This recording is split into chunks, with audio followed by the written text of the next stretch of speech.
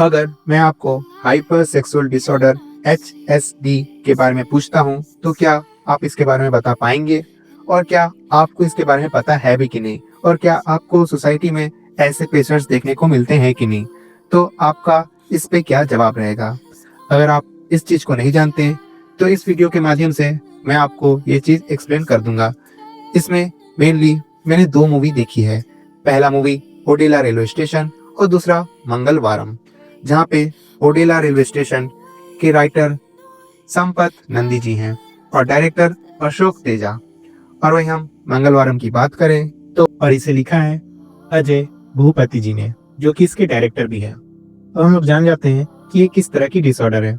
ये एक ऐसा कंडीशन है जहाँ पे इंडिविजुअल एक्सपीरियंस करता है पर्सिस्टेंट और uncontrollable sexual urges and behaviour को, जो कि उसके डे टू डे लाइफ में बहुत ही ज़्यादा इफेक्ट करता है और वो डेली एक्टिविटीज़ अपनी अच्छे तरीके से नहीं कर पाता है, जो कि एक बहुत ही प्रॉब्लमेटिक बात है, जो कि एक हार्मोनल चेंजेस के कारण है, या फिर हो सकता है कि उसका कुछ पुराना ट्रॉमा रहा हो जिसके कारण ऐसी चीज़ें उसे फेस करने को मिलती है, जो कि बहुत ही दुखद है। और ये चीज़ हमारी सोसाइटी में होता है। अब मैं साउथ मूवी इंडस्ट्री को दाद देना चाहूँगा कि वो इतने सेंसिटिव टॉपिक को मूवीज के थ्रू हमें समझाने की कोशिश करते हैं और सोसाइटी को एक अच्छा मैसेज देने की कोशिश करते हैं, जहाँ पे मंगलवारम एक सोशल इशू उठाता है और इसका एक डार्क स्टोरी टेलिंग है। ये सिंबोलिज्म को भी ध्यान में रखता है और एक साइकोलॉजिकल डेप्थ के थ्रू आपको चीजें समझाने की कोशिश करता है। जहाँ पे हम इसकी कहानी जान जाएं तो कहानी में हमें हॉरर के साथ रियलिटी भी दिखाई जाती है। फियर है लेकिन भूत नहीं है, और हमें एक सोसाइटी का चेहरा देखने को मिलता है।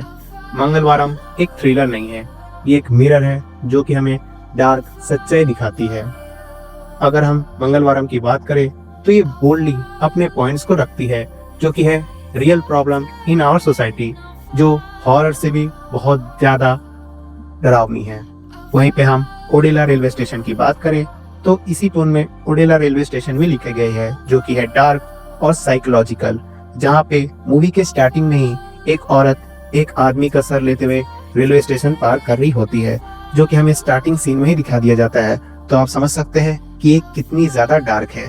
और उसके बाद हमें रूरल इंडिया दिखाया जाता है, जो कि दोनों मूवीज में सिमिलर है, जहाँ पे रूरल इंडिया के लोगों की सोच दिखाई जाती है और किस तरह से एक सोसाइटी थिंक करता है, जो कि है मर्द जाति, जहाँ पे जो कि मेल लोग रहते हैं वो बहुत ही ज्यादा सेक्सुअल डिजायर्स में डूबे हुए रहते हैं, जो कि हमें दोनों मूवी में देखने को मिलती है।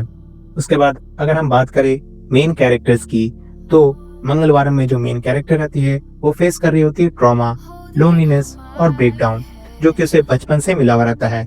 जहाँ पे उसका जो दोस्त रहता है वो उसे छोड़ के चल जाता है और उसके फैमिली मेंबर्स, जो कि है उसके माँ, उसकी सौतेली माँ, उसे एक्सेप्ट नहीं करती है, जिसके कारण वो अपनी दादी के पास रहती है। और उसकी माँ की जो जमीन थी वो उसके नाम पे थी, जिसके कारण उसके पिता चाहते थे कि उसका जो जमीन है वो उसे मिल जाए, लेकिन ऐसा होता नहीं है। इसीलिए सैलजा या फिर उनका श्यालू वहीं पे रहती है, जिसके कारण वो बहुत ही ज्यादा अकेला महसूस करती है। यहाँ पे एक पॉइंट में उसकी दादी भी छोड़ के चल जाती है और उसके बाद तो बहुत ही ज्यादा अकेली और ट्रॉमेटाइज हो जाती है, जहाँ पे उसे एक टीचर मिलता है जिसके साथ वो सेक्सुअल रिलेशन क्रिएट कर लेती है और इसी के कारण वो हाइपर सेक्सुअल डिसऑर्डर क्लेम कर लेती है।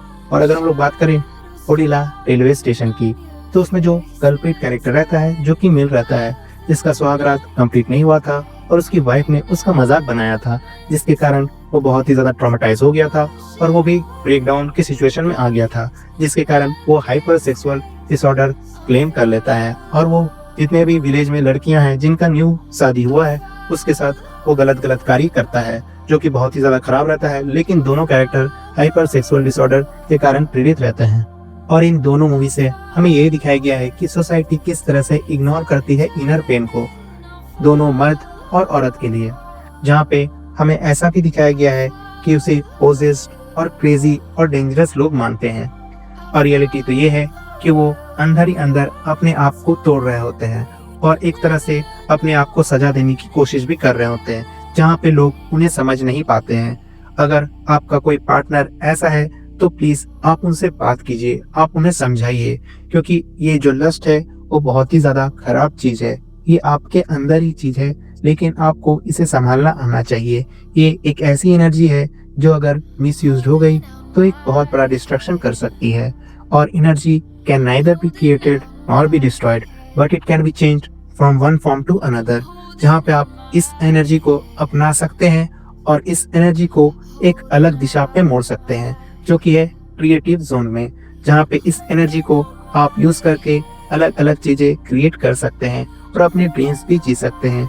लेकिन आपको इसे अपनाना होगा। ये आप ही के अंदर है और आपके साथ है। जब तक आप जिंदा हैं तो आप इससे दूर नहीं जा सकते और ना ही इसे बुरा कह सकते हैं। ये आप ही के अंदर है और आपको इसे संभालना होगा। और मंगलवार में हमें ये दिखाया जाता है कि जो महिला कैरेक्टर रहती है वो मेडिसिन ले रही होती है, लेकिन ओडेला रेलवे स्टेशन में ऐसा चीज हमें देखने को नहीं मिलता है, जहाँ पे लोग उसे समझते नहीं है और ओडेला 2 में उसके साथ और भी ज्यादा गलत करते हैं, जिसके कारण वो बदला लेने में उतर आता है। तो आपको ये चीजें देखने को मिलती है। अगर हम दूसरे एस्पेक्ट्स की बात करें तो हमें ऐसा दिखाया गया है कि जो मंगलवार मूवी है उसमें मैन को बहुत ही प्योर दिखाया गया है, लेकिन असल में उन सब के अंदर एक दरिंदा होता है, जो कि हमें मूवी के थ्रू बताई जाती है, जहाँ पे औरतों को ही बुरा दिखाया जाता है और उन्हें पनिश किया जाता है, जो कि बहुत ही ज्यादा गलत है। और इस मूवी के थ्रू बहुत चीजें आपको देखने को मिलेगी, जहाँ पे कुछ डार्क इवेंट्स आपको देखने को मिलती है और फिल्म एक्सपोज करती है फीमेल सेक्सुअलिटी को, जहाँ पे ये डेमोनाइज्ड करके दिखाती है और जो मेल एक्सप्लॉयटेशन को इग्नोर कर देती है। अगर हम और भी दूसरे एस्पेक्ट्स की बात करें तो हमें इंडियन सिनेमा में ऐसा दिखाया जाता है कि एक औरत की दुश्मन होती है, जो कि मंगलवारम में हमें देखने को मिल जाता है, जहाँ पे एक वेंजफुल वुमेन एक दूसरे औरत के लिए कितनी ज्यादा गिर जाती है और उसे मरवा देती है। The village in Mangalavaram is not evil, but it is deeply flawed. It shows how gossip spreads like wildfire, how fear replaces facts, and how mob mentality punishes the innocent.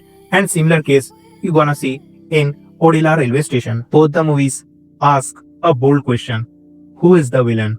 The one who kills or the one who watches and does nothing and simply judge people?